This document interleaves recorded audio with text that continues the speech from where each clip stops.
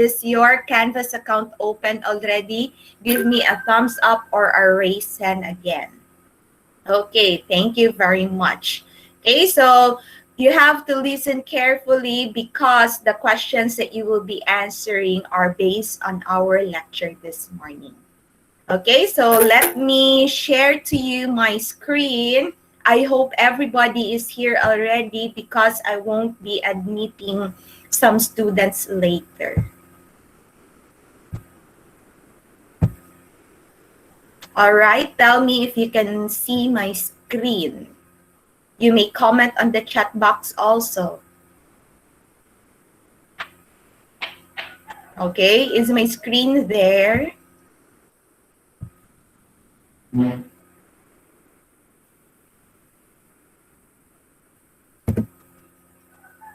All right, so for this morning, we will be studying about the rates of reaction. So there are factors affecting the rates of chemical reactions. First is the effect of temperature, second, concentration, surface area, and catalyst. So we will be looking at them one by one. Okay, so what are rates of reaction? When we say rate, this means or this refers to how fast or how slow a reaction takes place. Okay, so previously during our prelim, we already talked about chemical reactions, chemical changes, as well as the physical changes, right? Okay, so the speed of different chemical reactions varies hugely, and the speed of a reaction is called the rate of reaction. So we have here various examples. First is rusting. Okay, when we say rusting, we all know in Bisaya that means nataya. So if we have metals and these metals are exposed to moisture or water, the metals will corrode. So the metals will rust eventually. And the rate of this reaction is slow because it will not happen right away. Okay? Now, next type of or example of reaction is the explosion. So, an example of that is a firecracker. During New Year's Eve, you light up firecrackers and it will explode instantly. So, the rate of that reaction is very fast. Now, we have another example, chemical weathering of rock. So, when we say weathering, that is when the rocks will be deteriorated. In our junior high or even in grade school, we already learned about the rock cycle. And with this, our rocks will transform from one form to another due to chemical weathering. All right? And that will happen very slow. It will take years for rocks to weather. Next is the reaction between sodium and water. Sodium is in the group number 1 of your periodic table. And if we take a look at the periodic trends, group 1 elements are very reactive. So when sodium is exposed to water, it will definitely react. So the rate is fast. And lastly, we have the rotting of fruit. When we say rot, that means in Bisaya, nalata. And fruits do not rot instantly, so that's why the reaction is slow. So you have now a bit of the understanding of how fast or how slow chemical reactions take place. And the speed wherein a chemical reaction takes place is called as the rate of reaction. Okay, now, why do reactions happen or why do chemical reactions take place? Okay, chemical reactions take place due to an energy which is called activation energy. And this activation energy is different for each reaction. So the rate of reaction depends on two things. First is the frequency of collisions between particles. We already learned from prelim that chemical reactions occur because of the bumping of the molecules together. all objects are composed of particles or molecules, and they always move. Even the solid particles rotate and vibrate on each own axis. So when we say frequency, this refers to how often the bumping takes place. Okay? And second is the energy with which the particles collide. So, as what we've said earlier, there is this activation energy for each chemical reaction to happen. So, if the particles collide with less energy than the activation energy, then they will not react. There are instances wherein no chemical reaction will happen because the energy from which they bounce with each other is less than the activation energy. So, the changing the rate of reactions is being affected by some factors. As what we have enumerated earlier, the temperature, concentration, and the pressure. Okay? Pressure is included for gaseous reactants, the increased surface area, as well as the catalyst. So let us have this as our example. In the laboratory, you must have what do you call this? You must have performed this and observed this in actual. Okay, so we have a magnesium ribbon.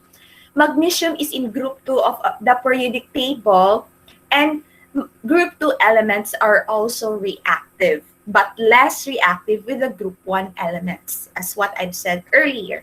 And we have hydrochloric acid. Hydrochloric acid is a strong acid that will corrode metals. Magnesium is metal, and it is being exposed to hydrochloric acid, so there is a chemical reaction that will definitely happen.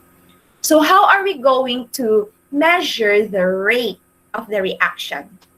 We can measure it by the amount of magnesium that has been used up during the reaction, which is in grams per minute.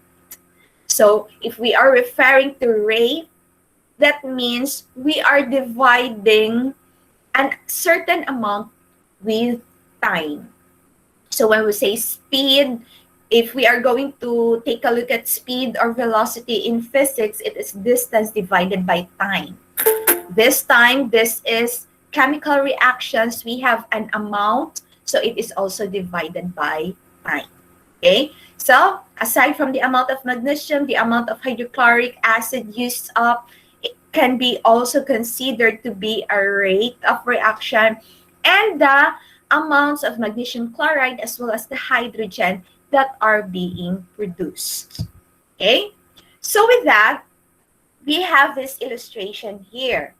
You take reactant A to be the blue particles, reactant B to be the red particles, and we have the product purple particles. Okay, so a reaction will take place very fast at the beginning, and then it will slow down until it will stop.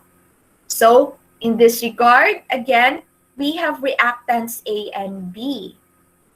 They will bump with each other at a very fast rate until they become products, the purple particles, until it will stop.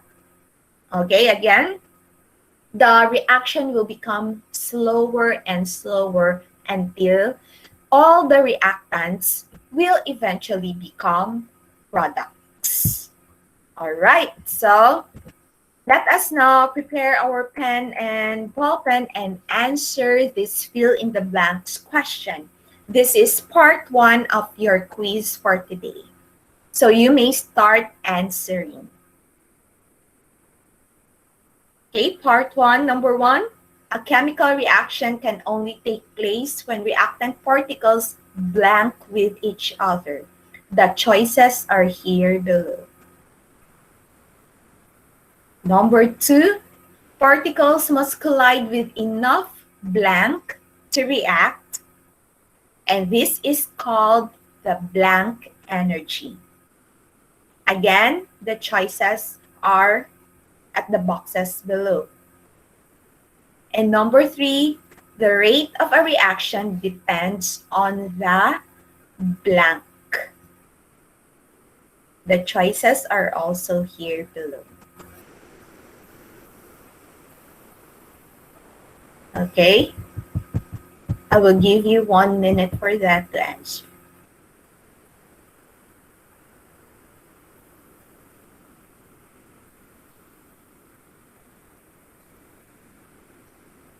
Okay, the 1 minute is up. Let us now proceed to the effect of temperature on the collisions. We all know that temperature is directly proportional to the kinetic energy. So we already studied that before. If the temperature is high, the kinetic energy is also high.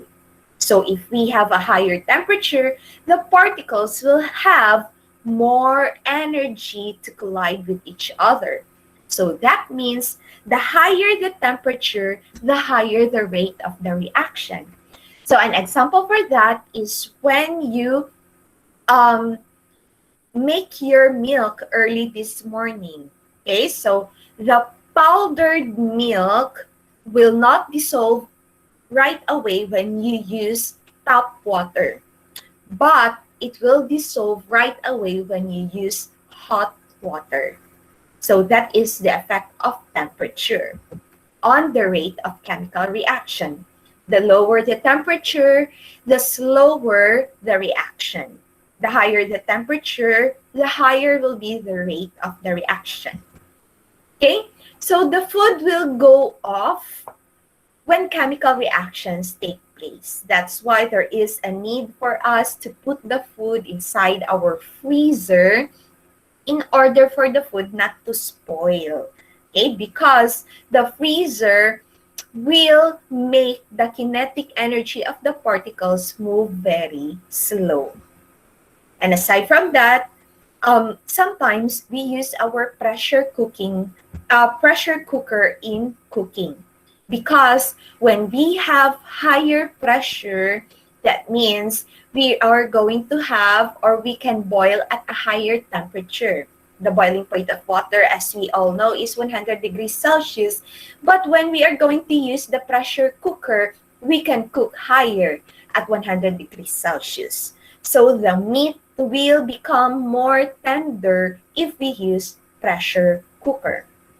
Okay, so we have this another example that we should be doing in the lab if we have our face-to-face, or if we can access our lab. Okay, so we have sodium thiosulfate. So sodium thiosulfate is a yellow powder. Okay, and if we are going to react it with hydrochloric acid, okay, we must burn them. Okay, so or burn, not really burn, or we must have this chemical reaction over the Bunsen flame, and eventually the solution will become cloudy. So the higher the temperature of this solution, okay, because you are going to heat it under the Bunsen burner, it will become cloudy. Okay, so if you will not heat this under the Bunsen flame, these two will not react. Okay, so with that, the higher the temperature, the higher the rate of chemical reaction. Okay, so part 2 of your quiz for today, write true or false. Okay, for number 1 question, most reactions are endothermic. Is it true or false? Write your answer on your paper. Number 2 question, activation energy is the energy needed to start a reaction. Number 3 question, the higher the temperature, that will be equal to the faster rate of reaction. Number 4, high temperatures reduce activation energy. Number 5, particles have less energy at lower temperatures. And number 6, at higher temperatures, particles collide more frequently and with more energy.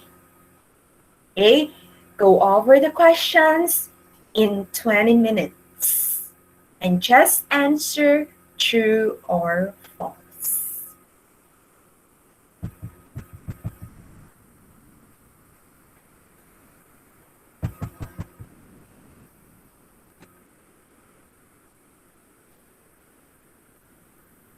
All right, now let us proceed to the second factor affecting the rate of chemical reaction.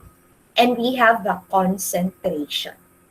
Okay, so when we say concentration, that is the amount of a solute over the amount of the solvent.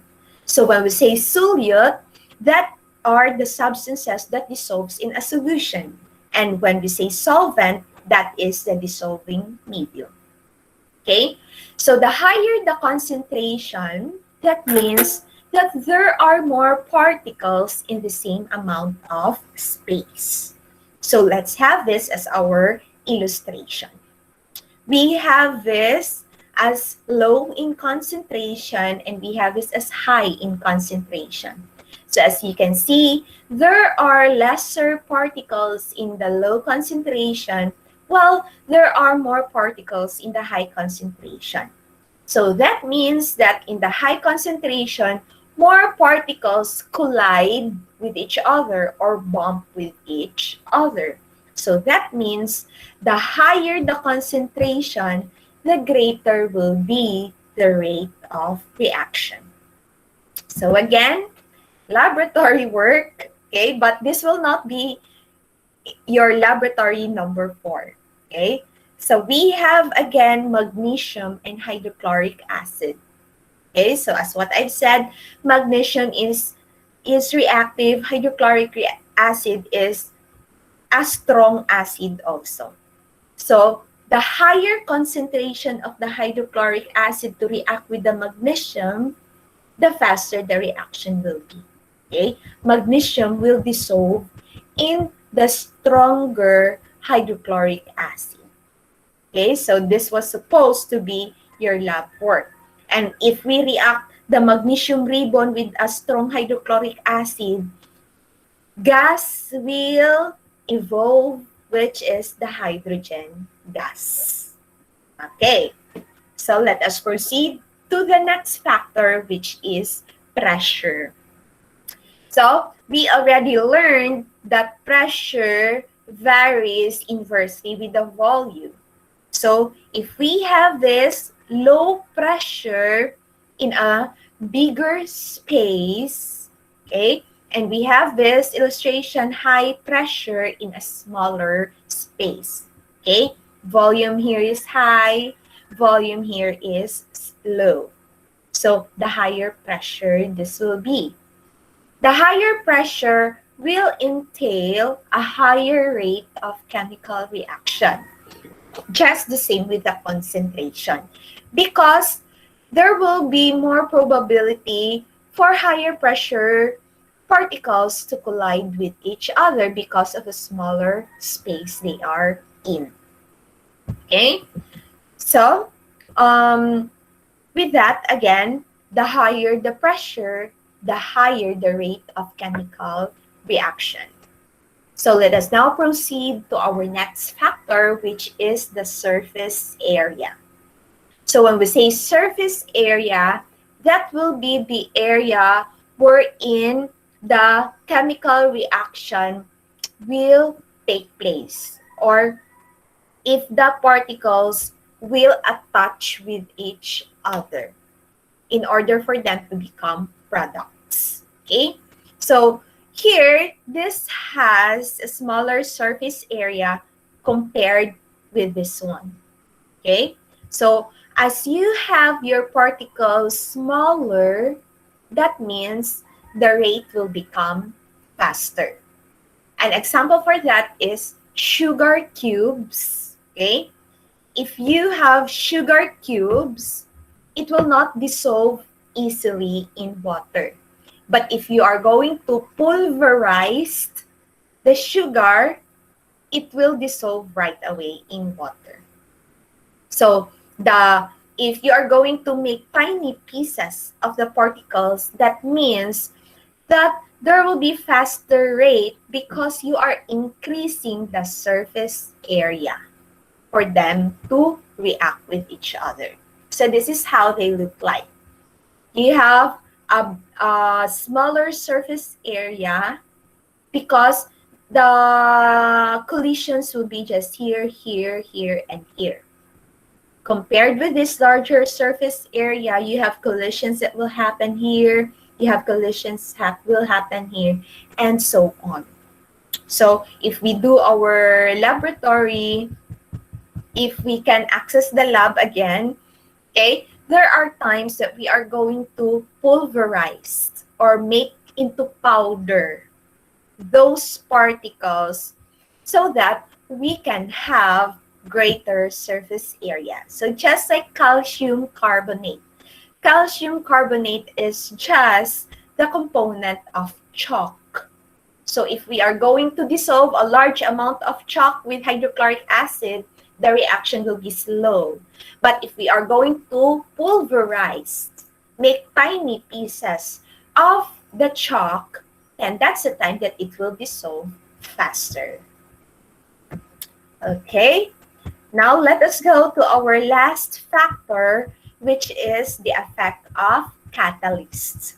So when we say catalysts, these are substances that speed up the chemical reaction, but it will not take part as products of the chemical reaction. So we have our industrial catalysts like nickel, iron, and platinum. So an example for this is the reaction between nitrogen and hydrogen to manufacture ammonia. We already know ammonia has its uses, just like in blueprinting. Some of you are civil engineers in the future, so you are going to create those blueprints, which is making use of ammonia. So ammonia is being manufactured by using the Haber process. And this makes use of the catalyst iron to speed up the reaction without participating in the chemical reaction. Okay? Because catalysts work by lowering the activation energy of a reaction. So this is how it occurs. For this example, we have platinum wire as a catalyst. So this is the platinum wire, and platinum wire is used when we react hydrogen and oxygen to become water. Okay, so examples, these are the oxygen molecules and these are the hydrogen molecules. They just absorb. Okay, so this is a different term from absorb. When we say absorb, it will penetrate a certain surface. But when we say adsorb, that will only adhere to a certain surface. Okay, is that understood? So the hydrogen and oxygen will be absorbed to the platinum wire. And that's the time the reaction will speed up. Hydrogen and oxygen will react with each other, forming water. So here, there is no platinum in the product. Okay, again, catalysts only speed up the reactions but will not take part in the chemical reaction. Okay, so you learned new terms this morning, such as the activation energy, adsorption, catalyst concentration, okay? And we also have enzyme, okay? An enzyme, by the way, that is a biological catalyst. Okay, so when we go to organic chem or biochemistry, we are going to deal with enzymes that speed up chemical reactions in human beings or in other living organisms. And we also have the rate of reaction. Okay? And this one. The last part of your quiz for this morning, this will be the third part. Match the rates to the stages of the reaction. Kindly draw the graph on your paper. Okay? Draw this graph on your paper with this curve and answer these missing parts here. You label either no reaction, fast reaction, or slow reaction in 30 seconds.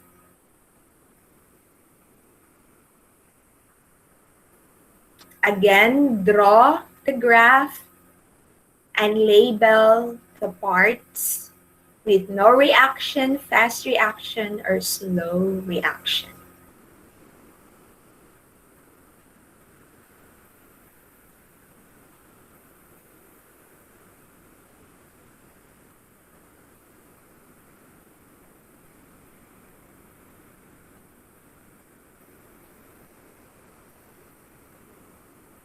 All right. So at the count of 10, finalize your answers. 10, 9, 8,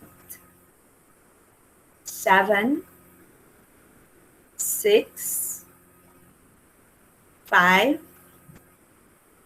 4, 3, 2, and 1.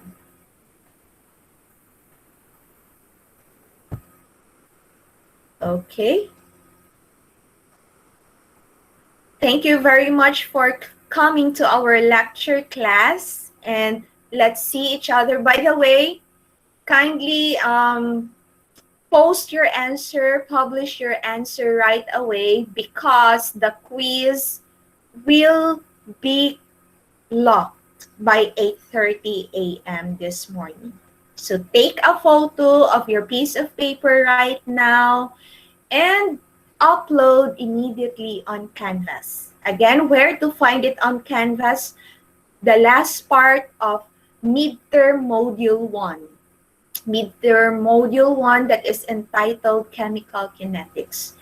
And the last part after the references, that is where you are going to upload your answer for today's discussion. Okay? See you in laboratory class. Kindly leave the meeting. Thank you, Miss. Bye, Miss. Thank you, Miss. Bye, Miss. Thank you, Miss.